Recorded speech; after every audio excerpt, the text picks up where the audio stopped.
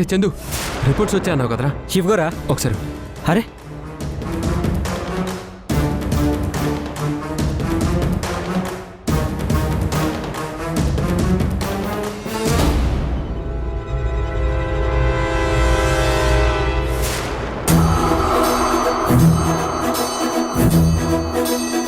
ఏమైంది మనోహర్? రిపోర్ట్స్ లో ఏముంది?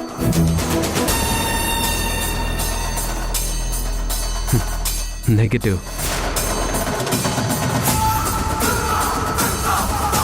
నెగటివ్ అంటే సత్య దేవకి మేడం కూతురు కాదన్నమాట. ఎంత మోసం చేసింది? వెంటనే ఈ విషయం మేడం వాళ్ళకి చెప్పాలి. అవునండి, చూడబోతే ఇదంతా ఏదో ప్లాన్లా ఉంది. మేడం వాళ్ళకి నిజం చెప్పి సత్యని లాక్ చేస్తే అన్ని నిజాలు అవే బయటకు వస్తాయి. Thank you so much Chandu. Your almost welcome రా. థ్యాంక్ యూ చందు గారు. థ్యాంక్ యూ అండి.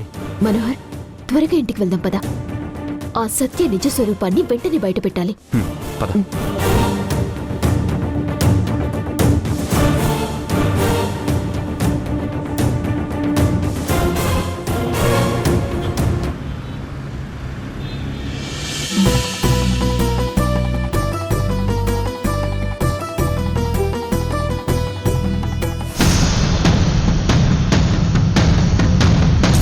అవతల ఆ రాధా మనోహర్ డిఎన్ఏ రిపోర్ట్స్ కోసం హాస్పిటల్కి వెళ్లారు.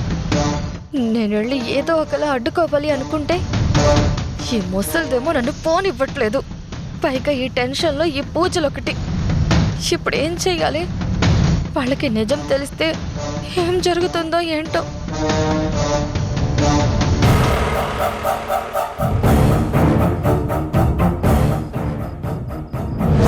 Madam madam madam madam madam madam madam sir madam sir madam madam sir madam madam sir. ఏంటి మనోహర్, ఏంటా కంగారు? ఎక్కడికెళ్లారు? ఒక నిజాన్ని నిరూపించడానికి సాక్ష్యాన్ని తీసుకురావడానికి వెళ్ళా మేడం.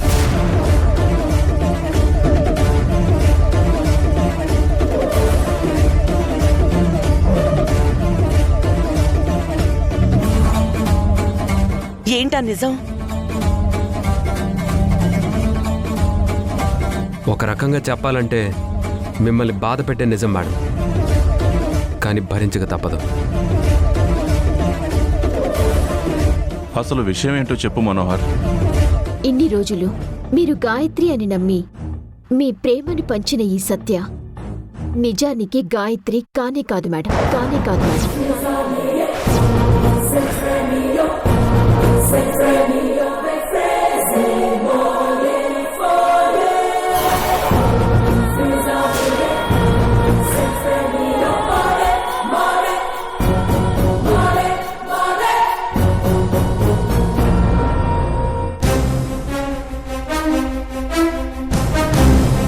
ఏమంటున్నావు రాధా? తను గాయత్రి కాకపోవడం ఏంటి? అవును సార్, మీరు విన్నది నిజమే. తను గాయత్రి కాదు. చాలే ఊరుకో. నువ్వు కాదంటే మేము నమ్మేయాలా? అసలు నా మనవరాలి మీద నీకు ముందు నుంచి అసూయ. అందుకే ఈ అబద్ధపు మాటలన్నీ మొదలు పెట్టావు. నాటకాలు ఆడుతుంది మేం కాదండి, ఇదిగో ఈ సత్య.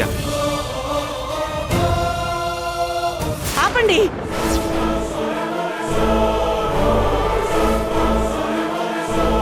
నేనేం నమ్మను. తను నా గాయత్రి. మీరు అబద్ధం చెప్తున్నారు. ఆ రోజు మీ అందరి కళ్ళ ముందే కదా ఆ విషయం ప్రూవ్ అయింది. అవును, డిటెక్టివ్ పంపిన డీటెయిల్స్, నీరజ్ గారు తీసుకొచ్చిన స్కెచ్ అన్నీ మ్యాచ్ అయిపోయినాయి కదా. మీరే కదా కళ్ళారా చూశారు. మరి ఎందుకు ఇలా అంటున్నారు?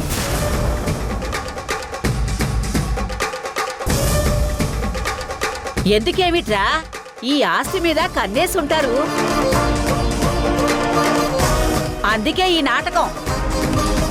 అందుకే అడ్డమైన వాళ్ళని చేరదీయద్దు అని చెప్పేది.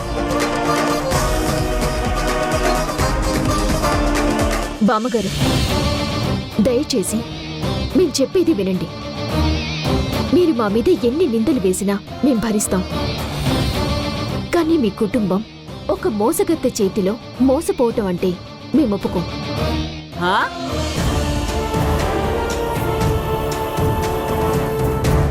ఇదేదో మనకు ఉపయోగపడేలా ఉందే. రాధా, ఊరికే నిందలేయటం కాదు. నీ మాటలకు ఏదైనా ఆధారం ఉందా? ఆధారం ఉంది కాబట్టే ఇంత కాన్ఫిడెంట్గా మాట్లాడుతున్నాం.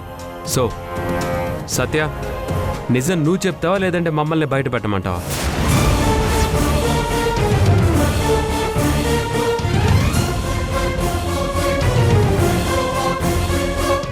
మౌనంగా ఉంటావేంటి గాయత్రి? నేనే ఇంటి వారసురాలని చెప్పు.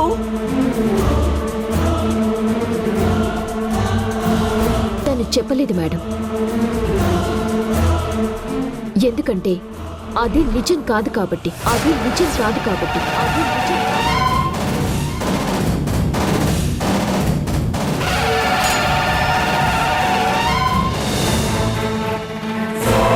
తను ఇదంతా ప్లాన్ ప్రకారమే చేసింది మేడం.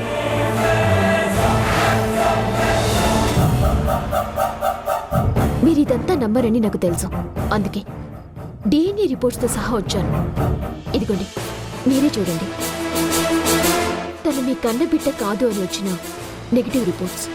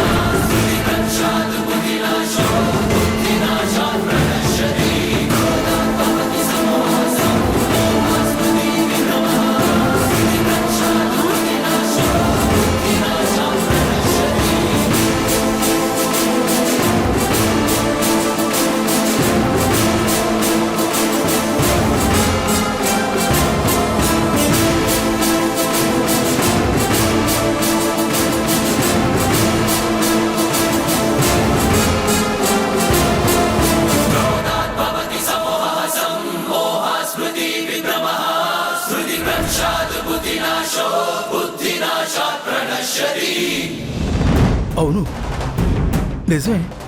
నెగిటివ్ రిపోర్ట్ వచ్చింది.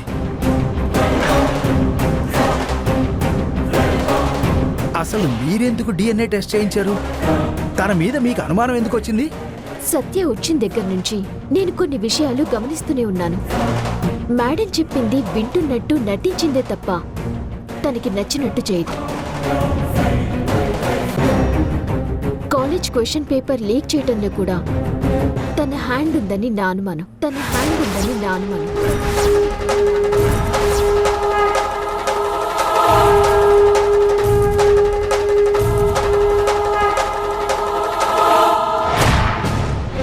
అంతేకాదు, గుళ్ళో అభిషేకం అప్పుడు కూడా కాలు బెనికినట్టు నటించింది. అసలు తన మీద అనుమానం ఎప్పుడు బలపడిందంటే వేపాకు పొగలో లవంగాలు ఎక్కువ వేసి బామ్మగారిని చంపే ప్రయత్నం చేసినప్పుడు.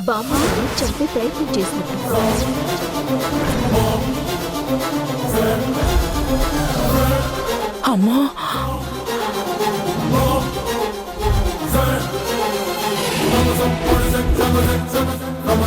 వాట్? ఆ పని చేసింది తనా? అవును, మీరంతా రాదనుకున్నారు, కానీ ఆ పని చేసింది సత్య. మాకు కూడా తన ద్వారానే ఆ నిజం తెలిసింది. ఆ మాటలు వినగానే మేము షాక్ అయ్యాం.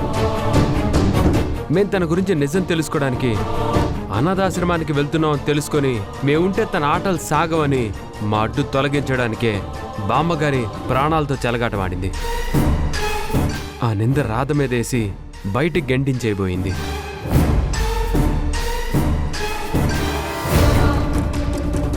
తన పంతం నెగ్గడం కోసం బామ్మ ప్రాణాల్ని కూడా బలి తీసుకోబోయింది అని తెలియగానే తను ఖచ్చితంగా గాయత్రి అయ్యుండదని నమ్మకం బలపడింది.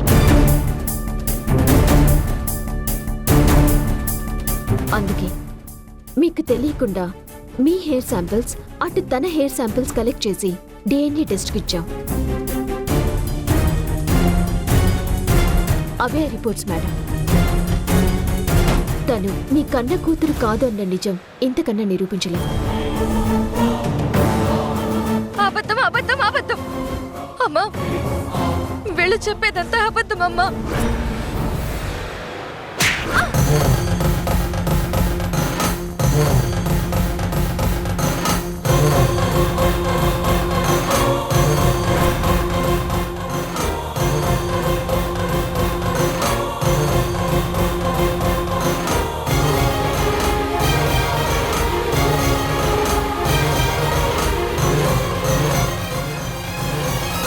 అమ్మా, ఛీ! నన్నలా పిలవకు. అమ్మ అంటే అర్థం తెలుసా నీకు? అమ్మంటే నిజం. నువ్వు ఆ నిజాన్ని నీ అబద్ధంతో మోసం చేశావు. నిన్ను చూస్తుంటేనే ఛీ! నాకు అసహ్యం వేస్తోంది. ఇన్ని రోజులు నిన్ను నా కూతురు అనుకుని మురిసిపోయాను. నా గాయత్రి స్థానంలో ఉండడం కాదు కదా, తన పేరు పలికే అర్హత కూడా నీకు లేదు.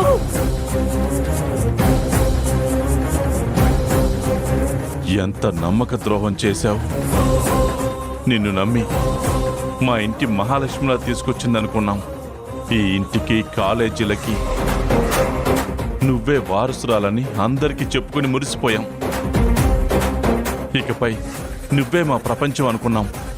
ఒక ఆడపిల్లవయ్యుండి ఇంత ద్రోహం ఎలా చేయగలిగావు? నీకు ఈ పనులన్నీ ఎందుకు బాబాయ్, రెస్ట్ తీసుకో అన్నప్పుడే ఎందుకా అనుకున్నాను. నీ ప్రేమ వెనకాల ఎంత కుట్రుందా అమ్మా? కూతురికి దూరమై మా అక్క బావ అలమటిస్తుంటే మోసం చేయడానికి నీకు మా కుటుంబమే దొరికిందా? నిన్ను అక్క అని పిలిచినందుకు నా మీద నాకే చిరాగ్గా ఉంది. I hate you. ఇంకా చూస్తారేంటనయా? ఇలాంటి వాళ్ళని పోలీసులకు అప్పగించాలి. ఫోన్ చేయనా? వద్దురా, పోలీసుల వరకు వెళితే పోయేది మన పరువే. ఇది ఈ సీతారత్నాన్నే మోసం చేసింది. నా మనవరాలని దీని మీద ఎంతో ప్రేమ చూపించాను. దౌర్భాగ్యురాల, మమ్మల్ని అందరినీ ఇంత మోసం చేశావు. నీకు పుట్టగతులు ఉండవే. మాధవి, దీని ఒంటి మీద నగలన్నీ తీసేయి. ఏయ్, తీ తీ, అది కూడా తీ.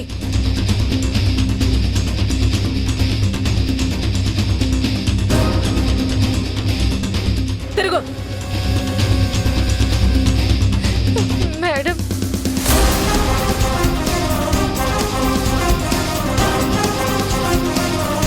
తీ.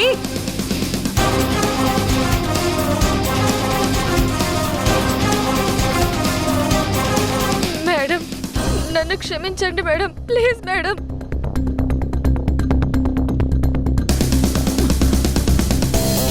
పట్టుకోరా. ఆడపిల్లవి కాబట్టి కట్టుబట్టలతో వదిలేస్తున్నావు. నీలాంటి దాన్ని మెడపట్టి బయటికి గెంటేయాలి. ఈ ఇంట్లో నిలబడే అర్హత కూడా నీకు లేదు. శేషు, దీన్ని బయటికి గెంటేయండిరా. తీసుకెళ్ళు. ఏయ్, రావే. మేడం, పద. Please madam. పద. Madam, madam, please madam. రావే. వదలండి. పద.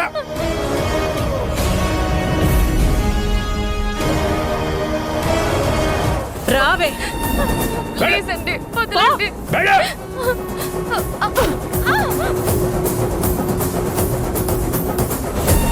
పో. చూసింది చాలేమ్మా. పో.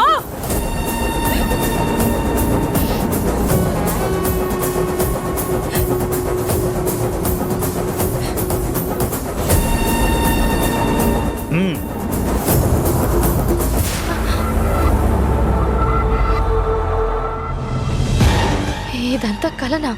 హాస్పిటల్కి వెళ్ళిన రాధా మనోహర్లని అడ్డుకోకపోతే ఏ కల నిజమవుతుంది? ఎలా? ఇప్పుడేం చేయాలి? బ్రహ్మరమ్మ గారికి కాల్ చేస్తాను.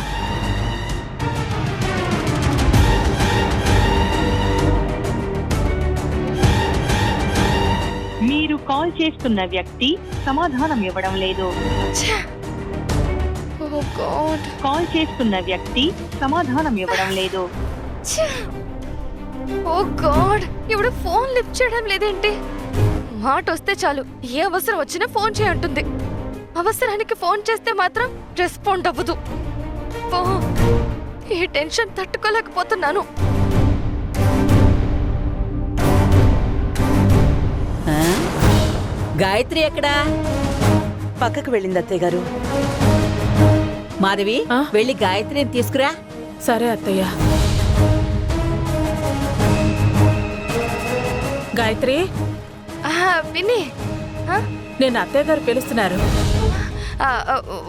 వస్తున్నాను. ఏంటి, ఏదో టెన్షన్లో ఉన్నట్టున్నావు? టెన్షనా? అదేం లేదు పిన్ని. సరే పద, అత్తయ్య గారు పిలుస్తున్నారు. నేను వస్తాను, మీరు పదండి. సరే.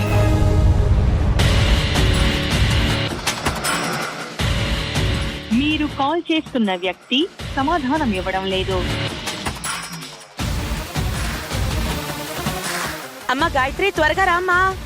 అమ్మా వస్తున్నా. ఓ,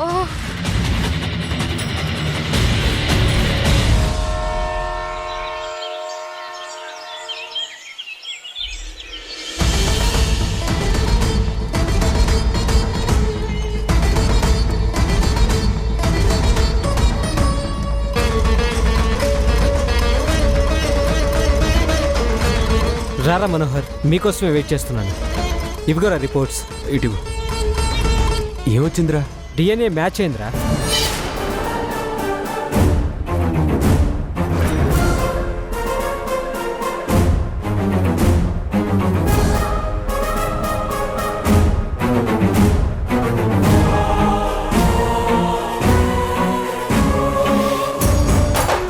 మ్యాచ్ అయిందా? అవునండి, సత్య దేవకి గారి కూతురని ప్రూవ్ అయింది.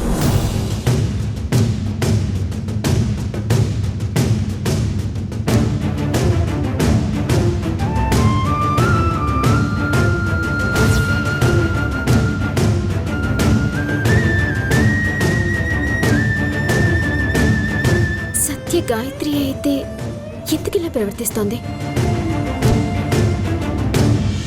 ఈ రిపోర్ట్స్ 100% నమ్మొచ్చా అండి? 100% నమ్మచ్చండి. శాంపిల్స్ తీసుకొచ్చింది మీరే కదా, వాటినే టెస్ట్ చేసాం. డిఎన్ఏ మ్యాచ్ అయింది. వాళ్ళిద్దరూ మదర్ అండ్ డాటర్స్ కాదని మీరు అనుమానించినంత మాత్రాన అదే నిజమవ్వాలని లేదు కదా. సారీరా, యాక్చువల్గా తన ఉద్దేశం అది కాదు. No need to say sorry రా, జస్ట్ చెప్తున్నానంతే. ఆ శాంపిల్స్ మీరు ఎక్కడికైనా తీసుకెళ్ళండి, ఇదే రిపోర్ట్ వస్తుంది. వాళ్ళిద్దరూ తల్లి కూతుళ్ళు అనే మాట మాత్రం నిజం. ఓకేరా, thank you so much. It's ఓకేరా, వెళ్దాం పదండి. థ్యాంక్స్ అండి. ఇట్స్ ఓకే అమ్మా.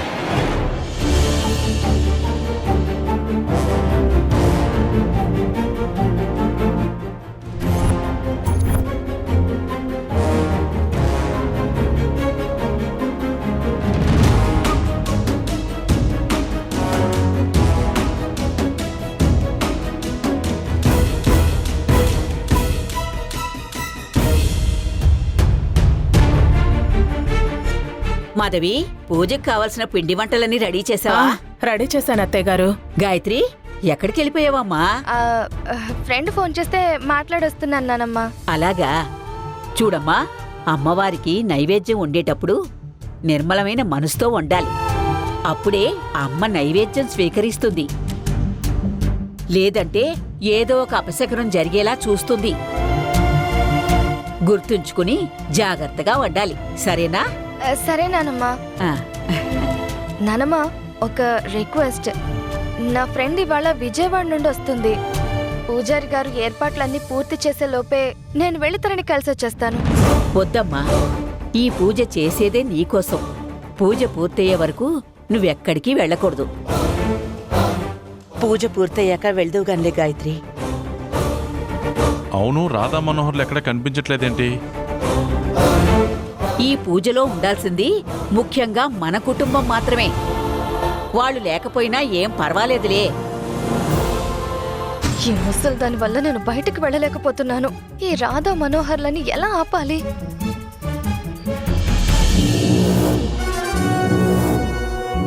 డిఎన్ఏ మ్యాచ్ అయింది మేడం. సత్య అనే అమ్మాయి దేవకి గారి కూతురే.